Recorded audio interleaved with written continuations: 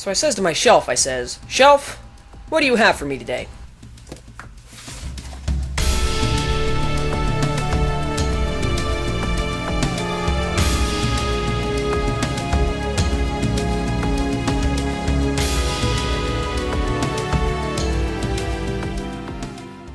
This is Pariah, a sci-fi shooter developed by Digital Extremes and published in 2005.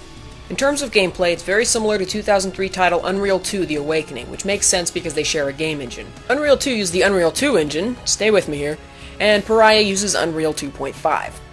Like Unreal 2, Pariah has large outdoor environments and vehicle levels, but it's actually completely linear. It also boasts a weapon upgrade system, which Unreal 2 didn't have, and claims to feature destructible environments. Not half bad for 0.5. But I'm willing to bet that you haven't heard of it, or if you have, you don't really know what the hell it is.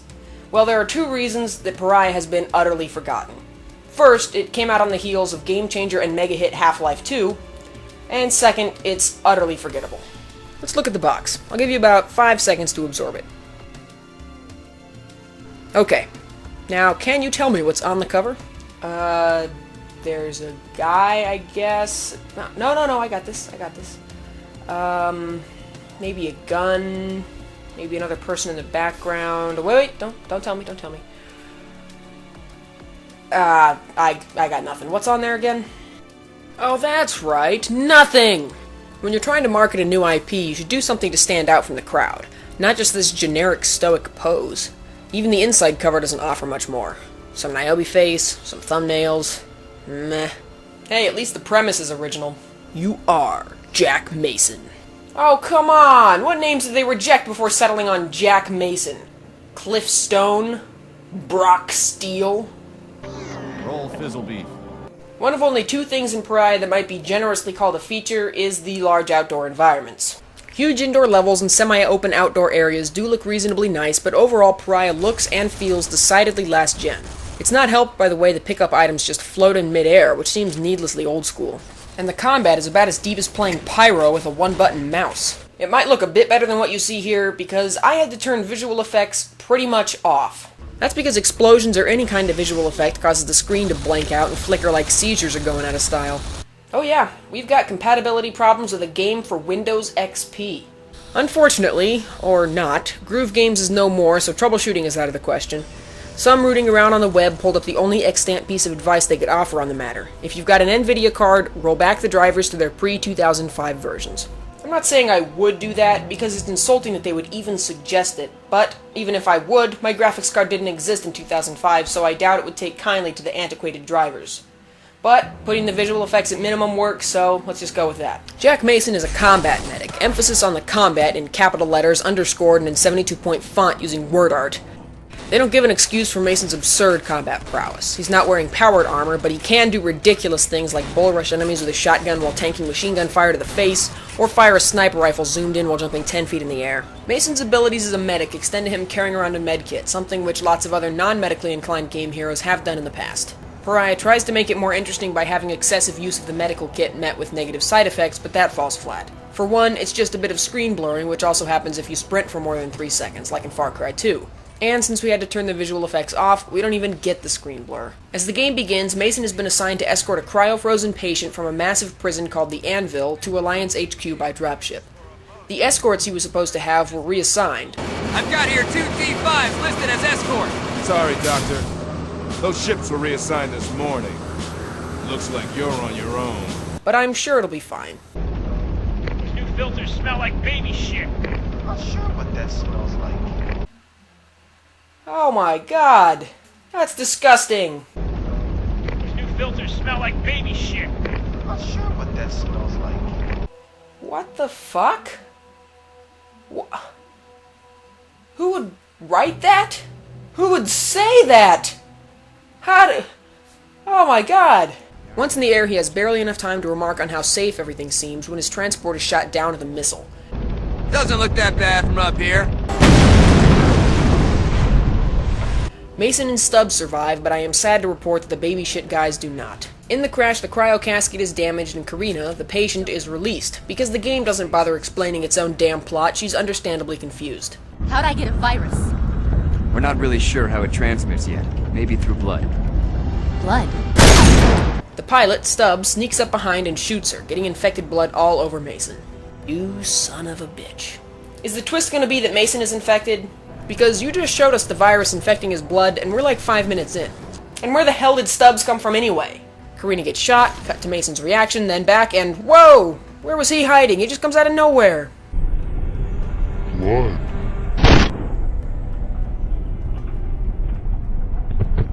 Anyway, scavengers attack, and while Mason is off deactivating a turret, Stubbs is killed and Karina captured. I had to find her before the infection spread. Why? They're lawless scavengers. They just shot down your dropship, killed your pilot, and they tried to kill you. Let the virus take them all out! On the way to the scavenger camp to rescue Karina, Mason comes across a wrecked shroud ship left over from the war and takes the opportunity to narrate. A shroud relic. You wouldn't find anything like this in a museum. There are only a few bits of narration throughout the entire game, and even fewer of them actually happen during levels. We'll talk more about these later. The first part of the game is littered with destructible objects. They only programmed 3 destructible items into the game. A concrete pillar, which every bit of construction on the planet is based on. A guard tower, every one of which is aged and crumbled in the exact same way, leaving one strut missing and one weaker than the others. And finally, metal plates that cover railings until you shoot them. Remind you of anything? Mason rescues Karina and then looks for transportation. He finds some kind of weird armored tractor, but Karina runs off without him. Karina! This is the first of only a few vehicle levels in the entire game. Compared to Enter the Matrix, I can deal with pretty much anything, but still, it's kinda dumb. The vehicle weapons are useless, and they handle like a Halo 1 Warthog with 4 flat tires. Since you aim your guns and steer with the mouse, you'll swerve all over the place, and even this heavily armored vehicle gets damaged way too easily. If your vehicle gets destroyed, you'll have to walk the rest of the way. Some enemies show up in speeder bikes and motorcycles, but you can't shoot the driver out, so there's no way to steal or hijack them. Eventually, Karina shows up in her own tractor, and Mason gets on the turret. Don't give me that look. Take the guns. This is better than driving yourself, since you can actually use the gun, but it's still annoying. At one point, the tractor stalls out, and you have to sit there while Karina gets it going again. Brain-dead enemies drive up on their speeder bikes, and you blow them away with dual rocket launchers.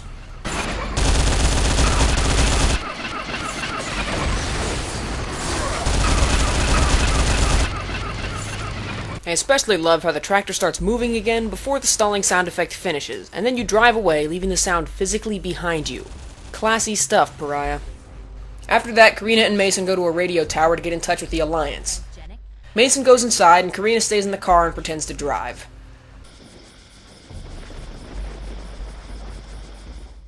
Yeah, digital extremes, you might want to fire your Photoshop artist. After blowing away another 100 or so scavengers, Mason reaches the computer and Karina shows up out of nowhere to join him. What's that noise? Jesus! I think it's a dial-up modem. Not sure what it's doing in this futuristic radio tower, but whatever. Told you to wait by the car. Karina seems convinced that the Shroud are coming for her, but Mason assures her they were all wiped out in the war. There's no Shroud. They've been gone long before you were even born. The more immediate threat turns out to be Mason's commanding officer Stockton, who has ordered the crash site to be bombed to cover up the mess. Biosafety 5. You are authorized for ordnance drop. Oh boy, we've changed sides less than an hour in. You son of a bitch. You're covering your tracks. Now you fight Alliance soldiers in addition to the scavengers. Whatever, I had a bigger emotional reaction to the plasma rifle the Alliance soldiers drop, even though it does turn the HUD green. Not only do I not care about this twist, but I saw it coming. Disregarding the fact that this is one of the most overused tropes of all time, the manual lists Alliance soldiers in the enemies section. At that moment, more enemies attack, so Mason leaves Karina alone and heads off to activate the base turrets to help her out. The last 2 times you left her alone turned out so well. Mason and Karina communicate through comm links, giving us a spectacular opportunity to hear their voice actors phone it in some more. Can you hear me? Yes. What's taking so long? Hold on. While he's in the basement powering up generators, Karina is captured. This time, though, she manifests crazy psychic powers and blows up.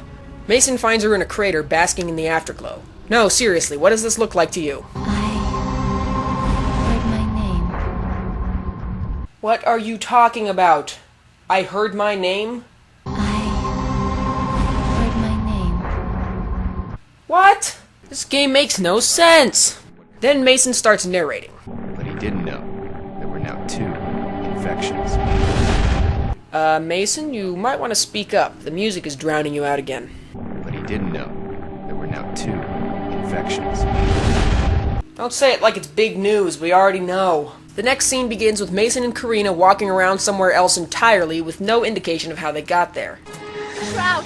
That's Shroud! They run into an Alliance patrol, and Karina freaks out because she thinks it's the Shroud. This is just a weak excuse to get her out of the picture while you fight your way to a train station. Since it's such a big part of the game, I should probably talk about the weapon upgrades. You can find weapon upgrade cores just sitting around in the environments, and you can upgrade each of your weapons 3 times. The first tier costs only 1 core, the second 2, and the third 3 cores. Without the manual, you won't know what the weapons upgrades are before you buy them and try them out a few times, and some of the upgrades are just idiotic. For example, the first tier upgrade for the grenade launcher gives you a detonator to touch off bombs manually. Okay, cool, but because there's no alt-fire modes in this game, it replaces the original fire and forget mode. But don't fear, because the grenades are still detonated by a fuse just like they always were. Except that means your handy detonator is useless for laying traps or any of the other uses a manual detonator might have. So basically what you get is the ability to airburst your grenades. Only problem is, the fuse is lengthened to make the detonator slightly more useful, and since after every grenade fired Mason puts away the gun and pulls out the detonator, you can't shoot multiple grenades at a time. The third tier upgrade for the launcher makes the grenade stick to enemies on contact, which would be cool, except that before you get the final upgrade, grenades explode on contact, which is way more useful than sticking. Despite all this, the grenade launcher is the only truly useful weapon in the game, and since grenades are plentiful and good against everything, you'll use them all the time. None of the other weapons offer anything. There's an inaccurate assault rifle with a high rate of fire, just like in every other sci-fi game, but it doesn't have a secondary grenade launcher like you might expect, because that's its own separate gun. In fact, there are no secondary fire modes in this game, which is weird, because it's made by the same guys who did Unreal and Unreal Tournament. Instead, you get a weak scope on the right mouse button. There aren't even all that many weapons, about 6 in total if you don't include the bone saw and the healing tool, which I sure as hell don't. There's a shotgun, which is pretty good but has useless second and third tier upgrades, a sniper rifle, which is moderately effective but so normal in every way you'll forget you even have it.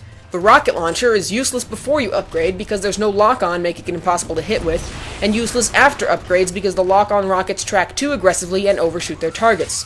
Lastly, there's the plasma gun, which is cool, but very difficult to use effectively.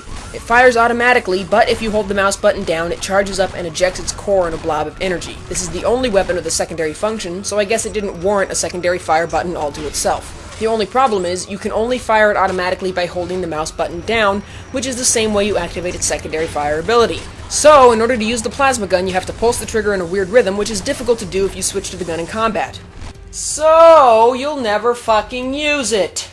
The only weapon with any promise in this game is Mason's bone saw, which is his go-to melee weapon that he collects immediately after the crash at the start of the game. It can't be upgraded and is pathetically uninteresting. When you pull it out, it pops on like a lightsaber, except with wicked serrations. Never mind how you can make serrations out of an energy weapon or why you would bother. Regardless, Pariah takes this opportunity for glorious carnage and totally wastes it. A bone saw is used for amputations, right? And the game is already rated M. And the manual describes in detail how it severs and cauterizes arteries instantly. Why can't we use it to hack off limbs? Not to sound too bloodthirsty, but that would be freaking awesome. Instead, we get some shitty flailing motion that only has like 2 frames of animation, and it takes 3 or 4 hits to kill a guy. If I'm going into so much detail about the weapons, it's because there's not much else to this game. During actual gameplay, the story isn't advanced at all, except for the 1 or 2 times Mason narrates. During the level, you're just fighting and trying to find upgrade cores for your weapons. This makes the game feel very disconnected from the story, and it's not helped by the fact that the area you end a level in rarely matches up to the cutscene immediately following it. Most games with a well-told story advance the story while you play. When the cutscenes are disconnected with the gameplay, the story makes no sense and the player isn't invested in it. Nothing in the gameplay of Pariah suggests that Mason and Karina are trying to solve the mystery of the virus. You kill stuff and get rewarded with a cutscene at the end of every level. Maybe I wouldn't mind so much, but the gameplay is fairly simplistic. It's like an Unreal game, but without the cool weapons and secondary fire modes. There's almost never any dialogue or story progression during missions. All you get is an endless procession of enemy taunts, which are truly pathetic. Do re mi fa so long, sucker! I'm not gonna start using that one anytime soon. And they're always saying shit like, "Give it up, Mason," and "Nice try, Doc," even at the beginning of the game when they have no idea who you are. Could be your reputation as a combat demon precedes you. If there's more than 3 or so enemies in an area, they'll taunt so frequently that they interrupt each other's lines, sometimes with the same one. You ever play poker, Doc? Because we're about to flush you out. We're coming for you, Doc. Consider yourself malpracticed. We're coming for you, Doc. Consider yourself malpracticed. Hey, Doc! It's not you we want, it's the girl! You're a dead man.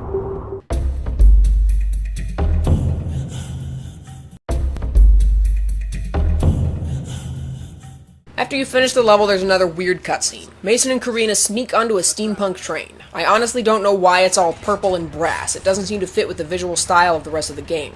All seems to be going well, but then for no reason at all, Mason decides to shoot up the place. What's going on? Stay in here. Keep your head down. Don't leave me. I'll be back for you. I promise. Nobody knows you're on the train. They seriously don't. We saw you sneak on earlier, and when the level begins, the enemies aren't on alert. Why are you doing this? The only reason I can think of is that Mason is the bloodthirsty spawn of the Grim Reaper who needs to keep up a constant body count or his ability to commit wholesale slaughter diminishes. Perhaps in response to Mason shooting up the train, the Alliance military sends in dropships of reinforcements. Tons of incoming dropships, for like half a goddamn hour. There's 10 of them and they come at you one at a time. Every other dropship is guaranteed to drop off its payload of 3 soldiers before you can destroy it, so you have to leave the turret to take them out.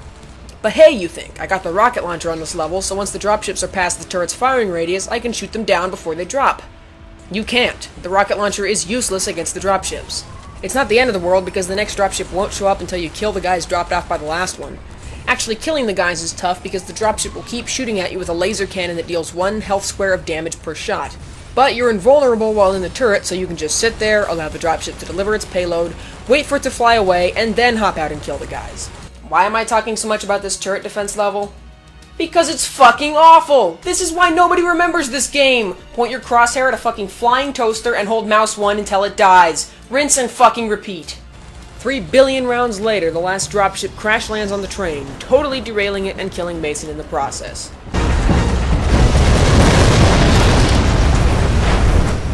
Oh, thank God. He sees the light at the end of the tunnel and then succumbs to his injuries. I have no pity. You brought this upon yourself. Nobody knew you were on the train, but you had to go massacring Alliance soldiers and bring the reinforcements down on your head. And now you've been horrifically killed. I have no sympathy at all. Sadly, Mason isn't really dead, and while he's unconscious, he dreams of a girl laughing.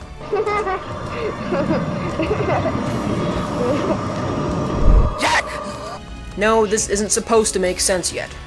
There's nothing overtly wrong with this kind of in media res story, but in Pariah's case, some serious work needs to be done.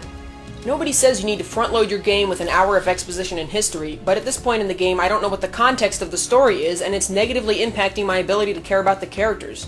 When I see a catastrophic train wreck involving 2 of the main characters, and my only thought is, thank God the fucking turret level is over, you're doing it wrong.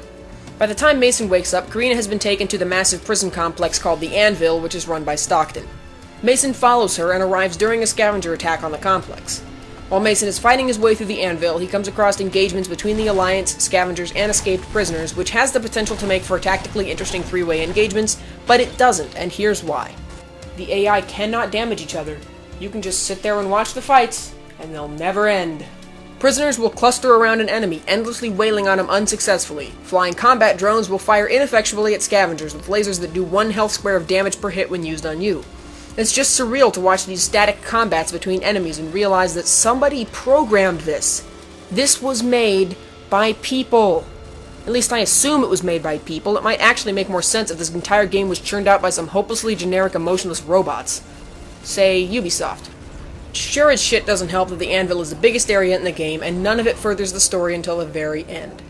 Pariah's environments are big, but the size counts for nothing when you spend all of your time riding slow-moving platforms to get around them, or in the case of the prison, fighting through 4 iterations of the same copy-pasted courtyard filled with enemies in a row. A huge open level with nothing fun in it is no better than a small linear level. Once inside the prison tower, Mason finds a recording Stockton made, which handedly explains his motivation. See, Stockton's father developed weapons technology during the war with the Shroud 30 years ago, and one of their projects was to study a Shroud virus that gives the host the ability to generate energy. Unfortunately, it makes them very unstable and prone to spontaneous explosion. For the cellular transformation to occur.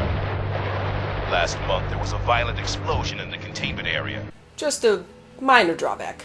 Stockton is reviving his father's work, and for that he needs Karina, one of the Shroud's test subjects who was captured and put into cryo 30 years ago to keep the virus from progressing. In order to recover her, Stockton made a deal with the scavengers to shoot down the dropship at the beginning of the game after he'd reassigned its escorts. Remember that from the first cutscene?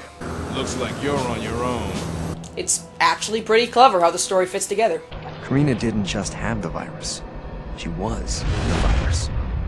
Yeah, nice read. Probably shouldn't have gone with that take. Or this version of the script. Or this concept for a game.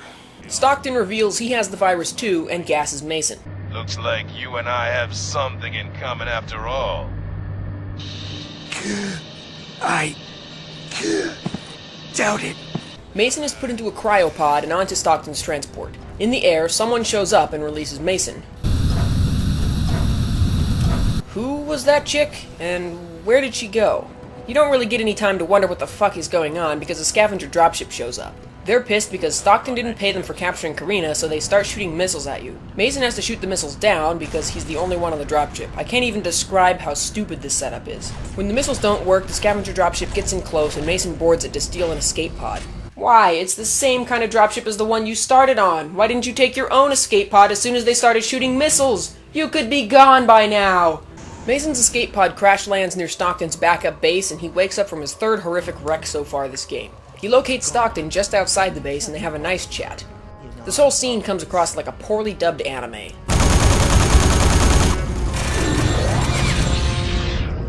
You're infected too. There's a little bit of shroud in all of us. Go on then. Kill me, you son of a bitch. I'm ready. Not yet, Jack. I want you to see something first. Stockton has a captured shroud weapon called the Titan's Fist, which is powered by the energy of a person infected with the virus, and he immediately puts it to use shooting down the shroud ships that just showed up. Wait, what? So the shroud really did come back? That makes Stockton's motivation seem a whole lot more sympathetic. Stockton was the only one who saw it coming, and he did something about it. Between him and Mason, who, as we know, is an unstoppable messiah of war, they could probably take the shroud and keep humanity safe forever. Or Stockton could try to kill you. What was that I said about being sympathetic? Yeah, that was untrue. He's a power-hungry maniac. Then Karina runs past in the background. Wasn't she Stockton's prisoner? Did she escape? Why is she running randomly through the frame? Anybody? Well, Mason runs away from Stockton to chase her, but all he finds is Stockton again. Before they fight, Stockton explains why he wants Mason dead. Don't think of this as an execution, Jack. It's more like the extinction of a competing strain. In English, please? Not willful. Compulsory. I don't quite... What? You know what makes any FPS better? Boss fights. No, wait, that's not true. Boss fights have no business being in an FPS. Not like it fucking matters, so let's go. Stockton is protected by some psionic field that manifests through his virus powers. He's also wielding the aforementioned Titan's Fist, which he charges up and then sweeps a laser around the arena. This game was coded by a fucking mental patient, so Stockton can't aim up and down. If you crouch, you can completely avoid his laser cannon. I don't just mean you crouch when he attacks. Oh no, if you're crouching before he starts his attack, he'll still sweep the laser across at head height, missing entirely every time. Whenever you drain his health bar, he runs to a charging station to regenerate. While he's charging, the shields covering the stations drop, allowing you to destroy them. Aha, you say! This is finally the perfect opportunity to use my rocket launcher. No, it isn't. Half a magazine of assault rifle ammunition does the same job faster. Hope you didn't buy those rocket launcher upgrades, because they just go to waste. Once all the stations are down, Stockton can't regen and swiftly gets killed off for real. Karina meets Mason outside and suggests the two of them run away together. Let's get out of here, Jack. Escape. Together. Go somewhere where no one can find us. The hell? She hardly knows this guy. Regardless, the Shroud show up to take her away, and Mason does nothing. Nice work, Doctor. Mason is a traitor? No way, how did he keep it secret? We were playing as him for like 6 hours. Okay, but I'm being kind of serious. Most games wouldn't think to do this kind of twist because it makes no sense for you not to know your own character's motivation. I'd like to see my daughter. Mason gives some vague and barely audible narration about how the Shroud can create life, which he insinuates is the cause of the war 30 years ago. The Shroud War was about one thing. Life. Anyone could take it away. But the Shroud, they could give it back. We're led to understand that Mason's daughter is dead, perhaps explaining his weird dream about girls' laughter earlier, and that the Shroud were supposed to resurrect her as payment. I kept my end of the deal.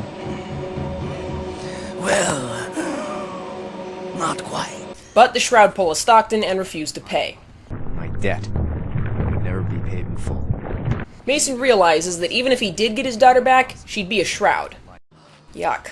This big reveal does not work for me. If I'd known about his daughter all along, yeah, sure, I would have played ball, but being told about it now makes it feel like I was cheated out of the rest of the game. Like the box says, I am Jack Mason, so it just doesn't make any sense for me to betray myself. But just like that, Mason has a change of heart and assaults the Shroud base head-on, discarding all of his powerful upgraded weapons and his medkit in favor of the Titan's Fist, which as it turns out, sucks. Instead of the sweeping laser attack that Stockton used, you get a small explosion or a charged-up big explosion. The Titan's Fist has an energy bar instead of ammo, which is replenished along with health at various charge stations sprinkled around the Shroud base. The similarities to the final level of Half-Life 2 end there, however. Except for the strangely familiar bad guys. And the architecture. Okay, so it's a lot like the ending level of Half-Life 2. The final enemy is that lady who released you from the cryo casket earlier. Okay, nice stab at continuity there, Pariah, but it is way too late. Basically, you have to shoot her with a Titan's Fist while also fighting waves of Shroud ninjas who carry a pair of glowing daggers and are invisible until they attack. This game just got fucking weird. Even the boss room is stocked with 4 charging stations, so you can just blaze away until she falls, after which Mason finds Karina. In like the 5 minutes between Karina being taken by the Shroud and now, she's been hooked up to a machine which is draining all of her blood. Jack, there is no way out. Realizing she's going to die, she asks Mason to kill her. Then, did you run out of animation money? Are we supposed to use our imaginations? Hello? Finish this. I want to, but I don't think I can. What are you guys doing? Oh my god. Jesus. Fuck. I'm so sorry.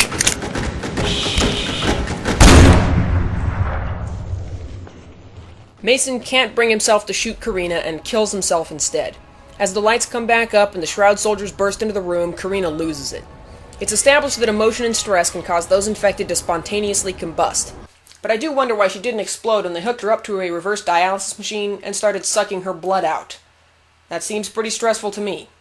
And for that matter, why didn't she explode when Mason betrayed her? I didn't see that coming, and I am Jack Mason. Still, this is the best part of the game, to be honest. I don't mean that sarcastically, like, oh thank God they're all dead. But the acting is still pretty terrible. I mean, really, what does this sound like to you? Oh my god. Jesus. It's okay. It's okay.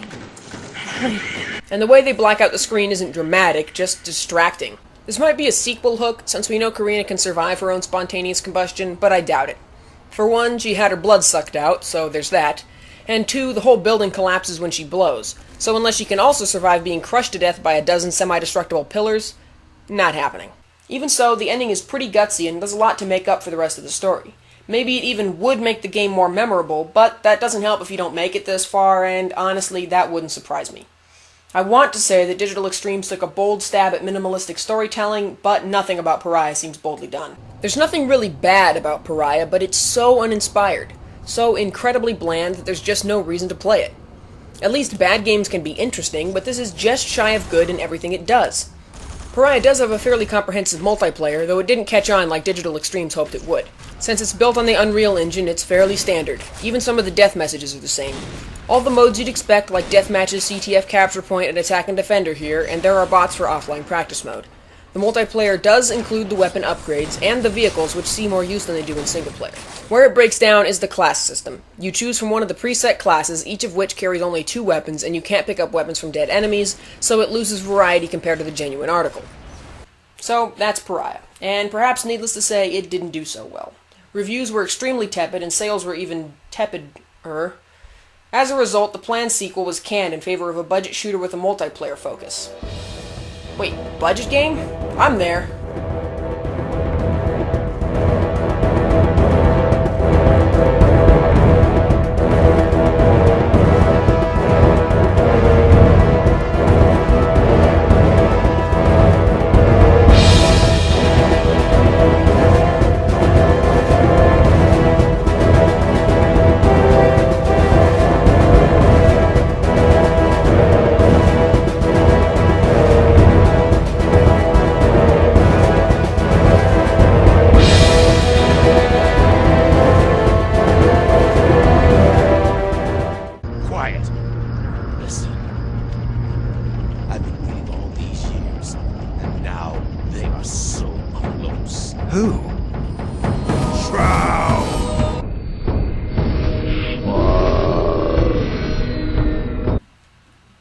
Camera on. Fucking getting battery light already. That's just great. We've got battery sign. That's not a very good joke. I apologize.